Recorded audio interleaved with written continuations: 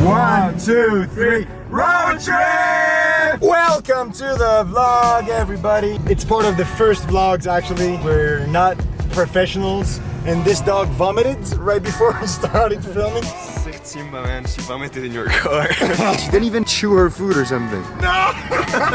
No! Where are we going today? Oh man, oh man, oh man! Today we're gonna be hiking. We're gonna be hiking on a mountain. On a mountain? On a mountain. Like how high? Snoop Dogg high. I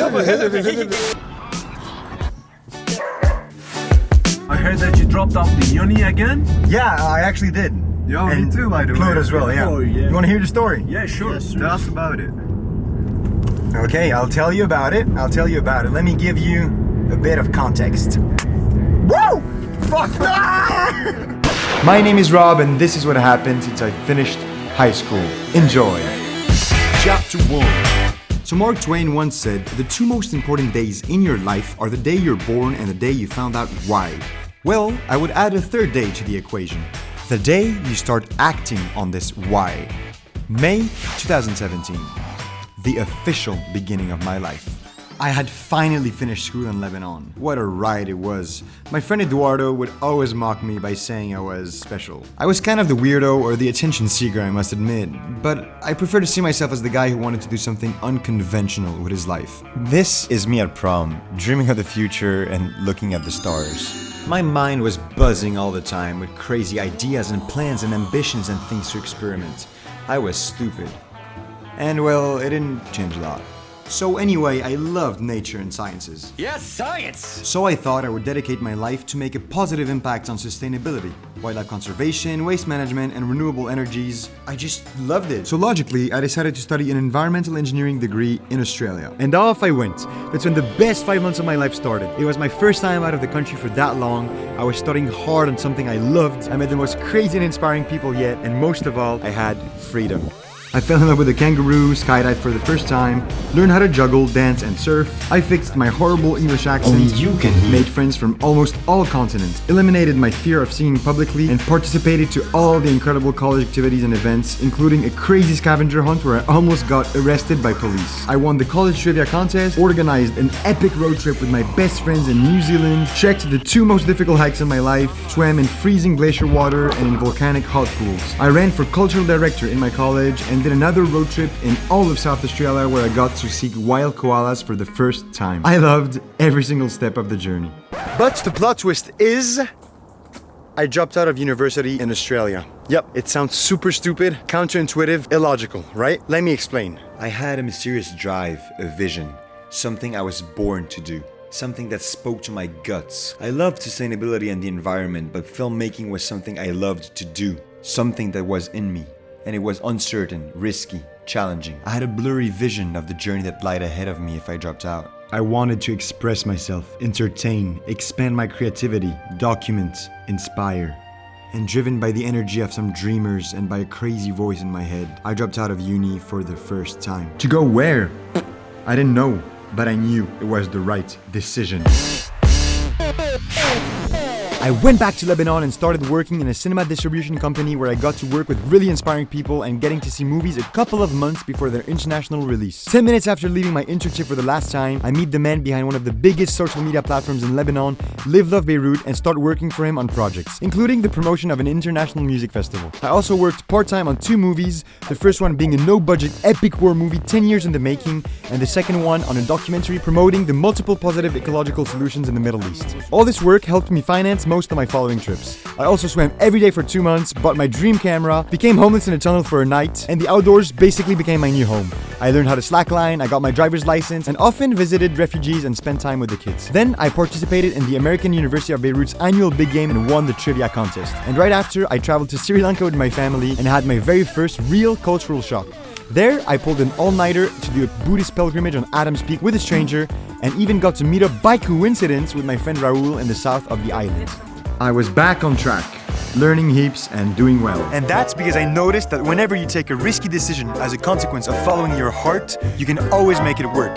Act with the heart and back it up with the mind. But the biggest lesson for me was taking initiative. It beats hard work and talent every time. Every time. Now, throwback to Australia where I had met Paco and Perico. They were two Spanish guys I randomly met on a beach in Sydney at a paella party and would later become really good friends. They were both old alumni of a university in Spain and they recommended me to go over there. And inspired by their advice, I applied to this uni and it was the first one to get back to me. To avoid overthinking like I usually do, I just went with it. This same summer, I walked the road of St. James with them, and right after, I ended up in the south of Spain with Paco to venture in a marine national park where our boat capsized and I lost my phone and my camera. We ended up shipwrecked on a nudist beach. A week after the incident, I had already planned to cycle around Iceland for 3 weeks with Valentin and Ferran, two of my best friends from school and uni. It was from far the hardest but best experience of my life. It's as if we cycled on another planet. It was incredible. In the same hour I left Iceland for Paris, France wins the FIFA World Cup, so obviously we celebrate like madmen in Paris. A magical month had just ended. But wait, chapter 3 actually starts right before I leave Iceland. In my last night at the Reykjavik campsite, I meet 3 incredible guys, including Josh. Other than being one of the most inspiring people I ever met in my life, he worked in Hollywood and really encouraged me to go to LA next summer and work on sets. I kept the idea in mind. We'll get to that soon. And once again, I was about to start university and go back to normal in society. I was schooled by the hood, raised by the wolves, trained. Summer of 2018 transformed me forever. I started to become much more grateful for what I had and truly understood the value of hardships and suffering. But I didn't quite settle here. The first year of uni was loaded. I started my degree of audiovisual communication and journalism with classes in Spanish and English, so I had to learn Spanish pretty decently and soon became one of the top students in my degree.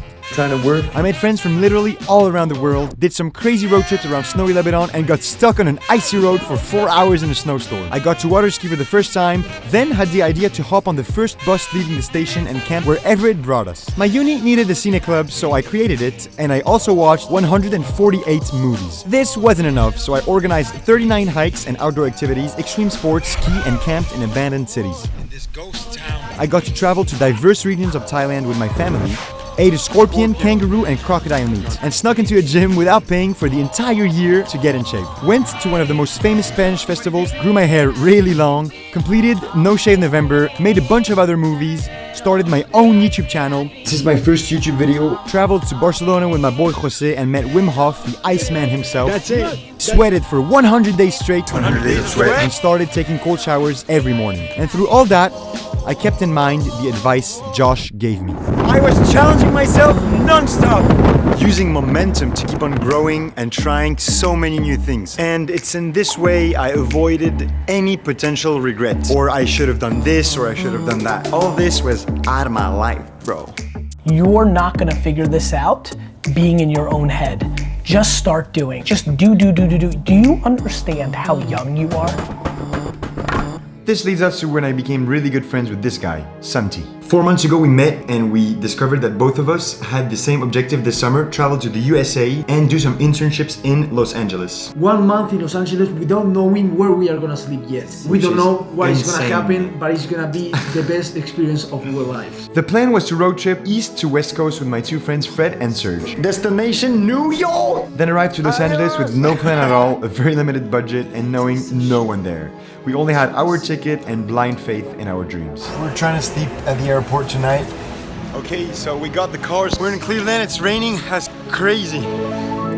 I don't even have an American license or international license. I actually don't know how to drive. As soon as we arrived to Los Angeles, we ended up sleeping for the whole month and a half at the beach house of Charlie Rocket, one of my biggest inspirations ever. He's 2 Chainz's former manager and has the craziest inspirational story from transforming himself from an overweight music mogul into a Nike and Ironman athlete within a year and a half. From this point on, everything became unbelievable. When you have motivation and drive, you can achieve anything you want. It's crazy! Yes, theory? I want to meet them. It's been a year I'm following them. Dude, let's go meet Yes Theory! Yes Theory? Dude, Yes Theory's coming to Venice Beach! Let's do it. Let's fucking do it. A few moments later.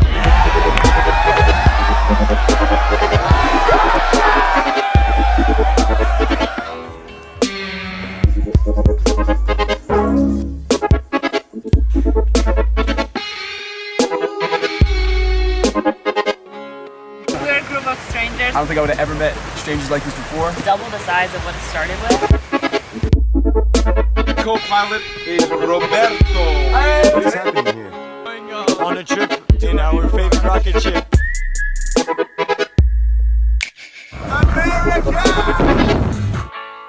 I was finding something I never found before. It felt like in a dream the whole time. This experience was honestly undescribable and eye-opening. And after living 4 days in the JFK airport and visiting New York for the first time, it was time to go back to Lebanon. But there was this voice telling me, don't stop, keep going. So I earned my scuba diving license with some friends, went rafting for the first time, made unexpected new friendships, and had personal, deep conversations with incredible people. I even met an amazing stranger that invited me a week later to her wedding. The summer was topped off by a trip to Portugal with my sister, and we drove all around the country and saw some crazy concerts there. At the time, in the back of my head, I was considering dropping out of university, but for a lot of complex and personal reasons, I just went back at it. But as soon as I came back to Spain, I did my best to focus and go fully on what I loved. I woke up every morning at 6 a.m. to have the perfect morning routine, started to read again, worked for the best grades, expanded the Cine Club and made it more practical, starting a podcast with all the incredible people that need a voice for all their incredible stories. And soon enough, I forgot about all this dropout thing, but it was still inside me. And one day, out of nowhere, my friend Maya puts me in touch with a filmmaker, Shadi. We video called to get to know each other, and after 10 minutes, he tells me this. Dude, I have a feeling that you're not following your heart. And this shook me deeply. I pictured again all I had lived in the past months and thought about all those crazy people that inspired me. The dreamers, the madmen, the limit pushers, the explorers, the game changers, the risk takers, the outsiders, the weirdos, and the artists that inspired the shit out of me and pushed themselves and everyone around them to their full potential. And suddenly, after almost a year and a half of university, it hit me. All this time, everything was connected.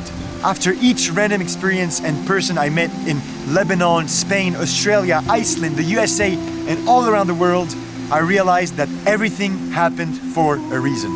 And the reason at the time for me was about living life to the fullest with no regrets whatsoever and choosing to take this crazy path like all those believers did.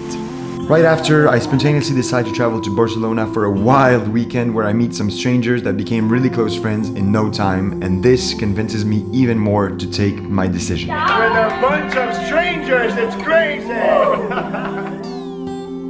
A week later, I call my dad, and he tells me he's against everything I want to do and that I am financially independent from now on. He is unfortunately totally and absolutely right. And finally, I drop out. Again, hardest decision of my life. I'm now heading to my university to officially drop out.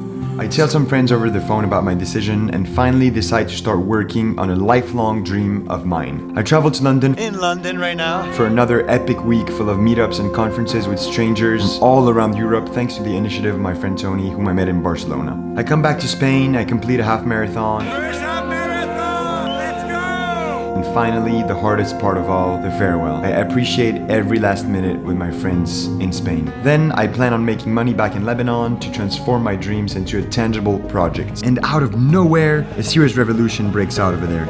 Ecological and social disasters, economic crisis, job losses, violent riots, minds awakening, people fighting for a bright future. The country's in a bad situation. And here I am today, in Lebanon, with no job opportunity, researching, preparing, reading, working out, writing, and obviously editing like crazy. And now, we just finished hiking. The future, you tell me? I got no fucking clue, man. The point with all of this, don't fucking settle. Don't settle. Don't settle. Don't settle. Don't settle. Don't settle. Don't settle. Don't settle. Don't settle. Don't settle. Don't settle.